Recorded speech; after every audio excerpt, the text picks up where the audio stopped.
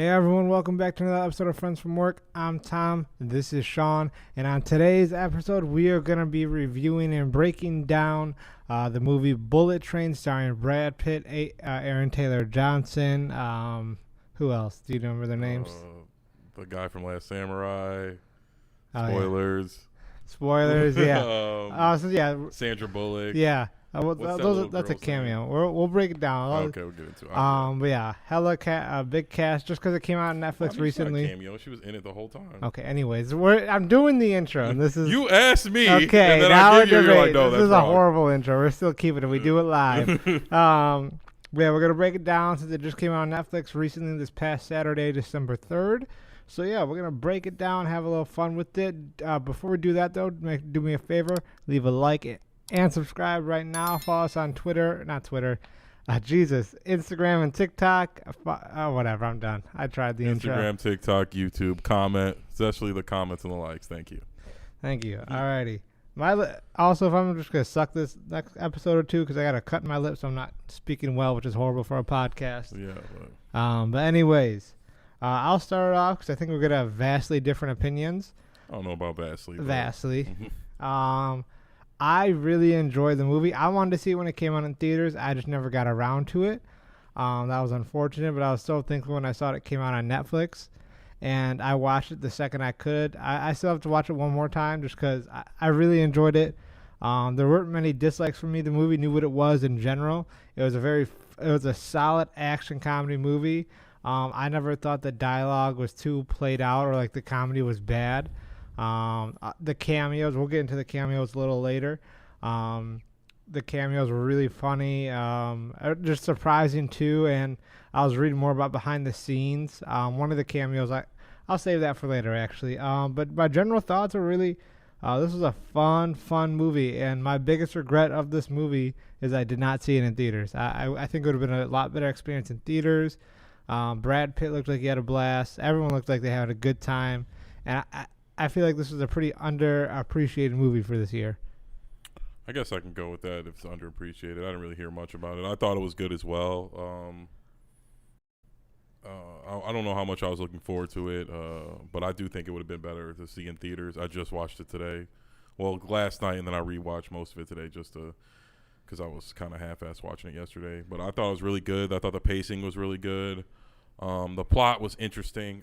I guess, anybody who watches movies knows how it was going to go. Yeah.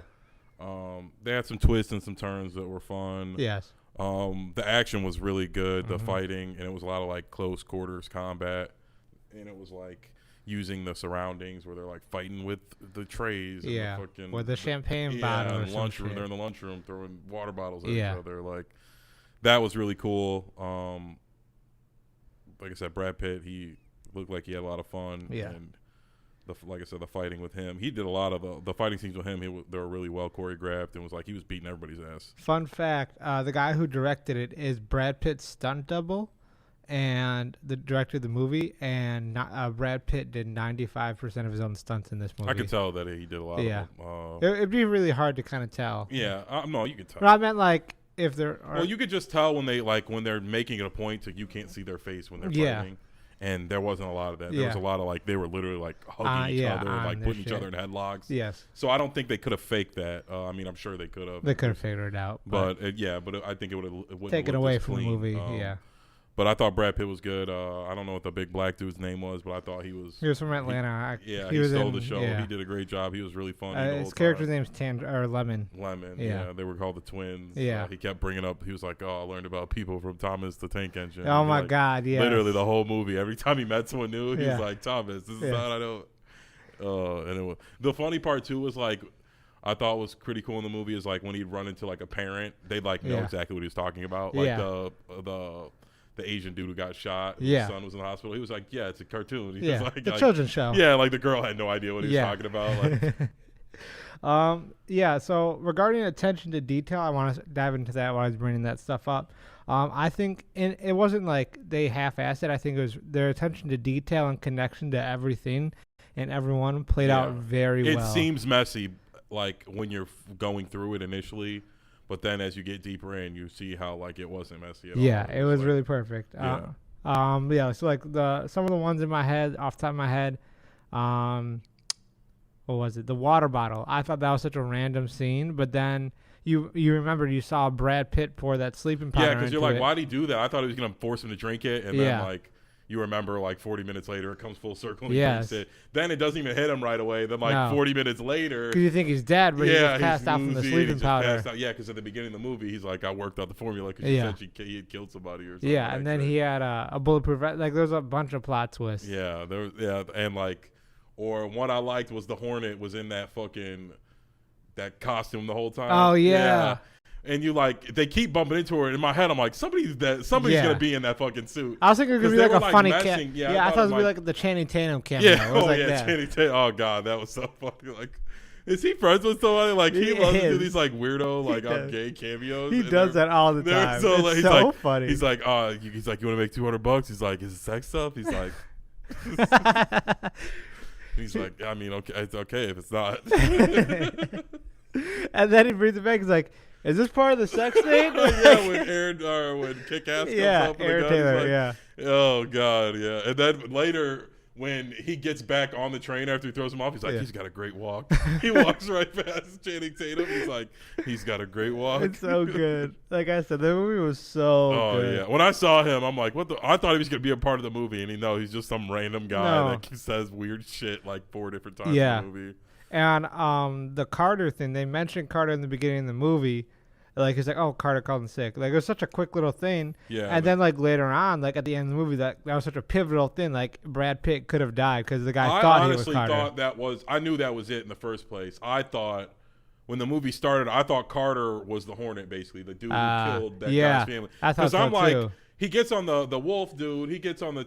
That was the only. I don't know if it was. I didn't like it. It was very weird. They do like a 5-minute backstory on the wolf. He gets killed in like 30 seconds. Yeah. I'm like, why'd y'all waste all this time? Then? Right. Like, what was even the point? They like showed him like from a child all the way to Yeah. a man. He's like, all right, gets killed in the 30-second That's fight so with Brad funny. Pitt. Like, But I think the reason they did that is because they wanted you to know like this movie's not gonna it's not going to be normal. Gu- Like, oh, yeah. you think like, oh, they show that. like and you're everyone like, oh, is he's at gonna make risk. it to the end. Yeah, everyone's at risk. And he gets, like I said, they do like this literally like a 5-minute thing where like from him to a boy Yeah. till he like his wife gets killed. Yes. And literally right after that he gets killed, like instantly right after that. And Yeah. that was a really cool fight too. But again, when that happened, that's what popped in my head first. I'm like, oh, it's Carter. He's doing the job for Yeah. Carter. He thinks Carter was one. But then you see they do another backstory where Brad Pitt was there. Yeah. But So he was he was there for him. So I think what it was, with that regarding that, that's Bad Bunny, by the way, the guy who plays Oh, that's Bad Bunny. Yeah. I knew he looked familiar. I just had no idea who he was. Bad Bunny, he was on there, and he knew Brad Pitt was Brad Pitt. Like he saw him at the wedding. He stuff like remembered that. him from the wedding. Yeah. and So that his plan, so in his plan head, was he to like, kill. oh, it had to have been him. Who was the guy? Was it White Wolf? Who was the guy that were hunting? Everyone was at the specific. Who was the main villain? The White Death or whatever. Yeah, White Death. Lotus or Yeah, the no, it was White Lotus is yeah, a show. White White Death. White Death. Yeah, everyone was there for him, but he just saw Brad Pitt and he's like, "Oh, fucking, you were there, asshole!" Yeah, like, he that's must what have it been was. like, oh, it was you. Or Yeah. you had something to do Because with it. they both had shocks on their face. Yeah, that's what. Yeah, that did change my mind when. Yeah, because later in the time when he tells the girl on the phone. Yeah. She they do a flashback where he's like a waiter at the wedding. Yes. And then I'm like, oh shit, he was there. But like I said initially, I was like, oh, he thought he was Carter. 'Cause Yeah. He's doing a job for Carter. And like I said, real early on, I knew that was gonna be some part of it. Like, Yeah. they were fucking with him because I thought the bitch he was talking to on the phone would like set him up. I thought so too. Because in my first thing, I'm like, how would anybody know you were on the train then? Right. Like, at all. Yeah, but there was just a bunch of coincidences. That's what it was, pretty much, for an extent. Yeah, some of them were coincidences, and they want to make you feel like you're tying in. Yeah. Tying, like, And clues together. the reason I realized is regarding Carter, he wasn't really sick. I'm pretty sure he knew something was up because he Think just so? wanted to. Yeah, because why would he call off sick when he You knows? think they'll do another one with him in it? That'd be funny. That'd be cool. That'd be funny as fuck. I think he would have fit in real well in the movie. Oh, Ryan Reynolds would kill it. That was a great cameo too. Also, the reason he did that cameo completely free is because he was doing like a little funny like gotcha joke to Brad Pitt because Brad Pitt said he never do a Marvel movie, and then there was a cameo in Deadpool 2 where he was like the Vanquisher, remember the invisible guy? Oh yeah. And then he shocked. It was like he did that completely for free too, so like a little payback thing. That's cool that they're doing it because I was like I said, what I'm assuming that's a similar thing with Channing Tatum where he's like, oh, I'd love to do. Oh yeah, like it's so funny. Like they call him up, yeah. Because that shit, the Channing Tatum shit was so funny. It reminded me of This Is the End when he's Danny McBride. Yeah. Like, no, what it reminds me of is Ryan Reynolds when he's in Ted when he's like, oh, I just called this guy and he beats me up. Like, it was like a cameo like that. Where he's just like he's like barely talking and every night he did it was like the weirdest shit ever. It was the best. Easter eggs though, I do want to bring that up. Also actually before we leave the cameos, the girl, the cart lady, you know who that was? No. That was Kamiko from The I Boys. didn't know that. The train conductor, the train conductor he's in Heroes. He's I can't think of it. I would butcher his name anyway, but you know what I'm talking about, the guy who's like, get off the train to Brad Pitt. Yeah. He's in the TV show Heroes from NBC. Okay. He plays like a time traveler. I never watched it, but I know. He's in other shit too, but that's what I mostly remember from. Yeah. But he was famous too. Like he's popular. Yeah. The son, a white deaf son, or the white, he looked familiar to me. I couldn't. That's Logan. Actually, what a fucking segue. Leave a like for that segue because I was right into it. The Easter eggs they had in that show, that was Logan Lerman, Perks of Being a Wallflower, also played Percy Jackson. And if you watch carefully, when Lemon was fucking with his stickers, he picked Percy, put it on his head. Yeah. It was a little Easter egg. Well, yeah, he said, he's like, you're a Percy. Yeah, like, but it was like a reference to Percy Jackson, the Lightning Thief. Yeah. So I thought that was a really cool. I didn't even think of it. Yeah, I mean, like I said, he looked familiar. I remember every time I kept seeing him, I was like, but his eyes were like, bloody, and he had like tattoos. I just couldn't. Yeah, no. But when I first saw him, I'm like, who is that guy? And he looked really, but I couldn't place him. Yeah, Perks Being a Wallflower and then Lightning Thief. Yeah. But that was a really cool cameo when he put it. I thought it was a really cool little Easter egg when he put on Percy. That was a fun little nod. I'm looking at my Easter eggs. There were so many. Water bottle wedding. The wedding scene, all in all. The lemon and tangerine connection with Brad Pitt. When he shot him, that was a little quick thing. Cause they were like, "How do I know you?" Oh yeah. It was like he was you pretending like, or he was saying he didn't remember him. Yeah. Oh, also speaking about that, it was like towards the end, but I really liked it. They kind of said "fuck you" to the cliche. At the end of it, he's like, "Hey, I'm really sorry about killing your brother, having your brother dying because of me." He's like, "It's all right, man. I have a new one." Brad Pitt's like, "Really?" He's like, "Fuck no," and then jumps off the train. There was a lot of funny moments like that. But yeah. I had a feeling that the old boy was gonna die though. I thought he died the first. I thought who? His brother, Aaron Taylor Johnson. Yeah, the white guy.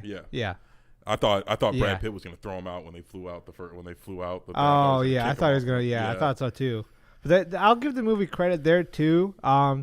It was pretty unpredictable for the most part. I think that's a good way to describe the movie as a whole. It's very unpredictable, which I think plays to making the movie good because it's not like a lot of the traditional things aren't happening. Like if that was the ABC format, it would have been such a mid-ass movie. Yeah, it would have been kind of lame. Like oh, the thing got stolen on the train. I don't know. Yeah. It had like.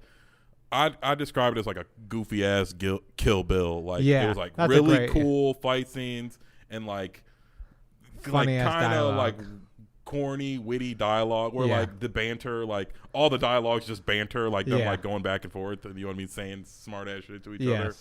So that's what it. But like I said, all in all, I thought it was like I said. I forgot what word you used. Unpredictable is a very good word to like describe it as. Like it's just you didn't know what was going to happen next. Yeah, it's just the nonstop plot twist for me. He mentioned that earlier. Lemon not being dead, that was a little thing. Yeah. At first when you saw that girl die, you thought it was just some guy driving, right? It'd be a little funny gag. But then they turned into this whole thing because you saw him dive into the water when he jumped off the train with that guy who was going to kill him. And then he killed him, and then he got up. And he's walking, and then he finds the truck. It's a tangerine truck, and then he gets in it, and then drives, and then he sees that girl, and then he runs her over. Like it's just one of those things where you didn't have to do it, but they did it to tie it in. Like it was funny, like come full circle with a lot of that shit. Like I said, they did a lot of that, and with the snake too. We saw the snake early on. They mentioned it on the TV with the kid at the hospital. and then we saw it on there, and we knew someone was gonna get bit. Yeah, and we saw it when Tangerine, or I forgot which one he was, Lemon or Tangerine, the fat black dude. Was he Lemon? Lemon. He fell down, and he was right next to it. Yeah, and he's like, "Am I dreaming?" And then the snake went past him. Same thing happened with the Asian dude. A lot of guys, down, he saw the snake too. And then, but yeah, so we thought it was gonna bite a lot of people, and then Hornet tries to, Zazie Beetz, she tries to kill Brad Pitt, but then he takes the serum from her, puts it in. It's the same venom from that snake. So then later on, we're like, oh shit, Brad Pitt's gonna die, or how he's fucked now, or something like that. But then we realized early on he already took the serum. So like, there's a lot of intricate details that I appreciate. Like I said, it makes the movie for me really, really interesting. It was really entertaining, and it was really refreshing. I think that's the best way to say it. When I got done watching, I felt that way too. I just feel like it was like a movie with like zero agenda. They like had a script, and they put it together, and like they made a movie. I feel like movies don't get made like that now. No. Every movie's got some kind of underlying issue that they try and tie back into real life. All it was just a mission gone wrong. Yeah, like this, you know what I mean. You know what I mean. Just everything that can go wrong was going to go wrong. Yes. And like it was action packed, and it was a little funny. And like I said, there was no like you said at the end, no moral of the story. No. We're friends now. No, you know and then like they made fun of that too. Like, and like everyone just walks off and goes back to their fucking life. All the guys who somehow survived. Yeah. One thing I didn't like, though, I'll get into that now. One thing I didn't like, I don't get how anyone lived in that train crash. That's such movie bullshit. I'll give him that. Oh yeah, of course. But also, what I truly did not like about the movie, and there wasn't a lot, but this kind of goes into the issue with the promotion. So the first trailer when it dropped, it didn't show too much. It just showed, I say, like the first act. Everyone's like, Yeah, I don't remember seeing like any fighting. I just remember it was like conversations on a bullet conversations. I saw like Aaron Taylor Johnson and Brad Pitt in that little food court area. Yeah, that was in the trailer. But then they also dropped another trailer. This is a big issue for cinema all in all when it comes to movies these last few years. It showed like the end. I think if the end was like, okay, fuck, now we have to work together, like it would have been a better surprise. But I already knew that going in. We saw the train derail and him fighting someone else. And it kind of just ruined that for me a little bit. That kind of took away from the movie. Just because the trailer showed too much. The first trailer was perfect. Like they should have just kept pushing that one 24/7. When they showed like the end of the movie, which was kind of bullshit, it really pissed me off. This is the type of movie you don't even push for the trailer. They're not going to get people to come to the movies for the trailer. This is I think it was a word of mouth movie or like DVD movie, like, or a stream. It's gonna get popular and people are gonna watch it's gonna go crazy on Netflix. People are gonna like it on there. Like, I thought you were gonna keep going. No, I just said I don't think they could. I guess they probably were afraid that people weren't biting on the smaller one, and they were like, "Oh, we'll give you a little more in this trailer," and it's like really no point. Like, but I think the benefit for this movie too, to kind of go back, give it some love too. I think since it was set in one setting, it was just one big set. Like obviously the rooms changed, but it's going to cost, I assume, an extra $1,000 or $2 to switch different places, but it's all on a train. I mean, it probably wouldn't cost anything. That's what I was saying. All in the same set. That's what I was saying. I was like, so I think that's what the benefit too is. Probably doing scenes at the same time. Since the set and location was such a lower budget, they were able to get all these actors on it, and that helped a lot. I think so. Yeah, because like the dad samurai guy at the end, like he's in so much. White Death. He's like the go-to samurai fighter, and like he like said, he's in The Last Samurai. That was like 25 years ago. I'm thinking of White Death, but that's he's been in a bunch of shit too. He's a bad guy all the time. Yeah, he's always a bad guy.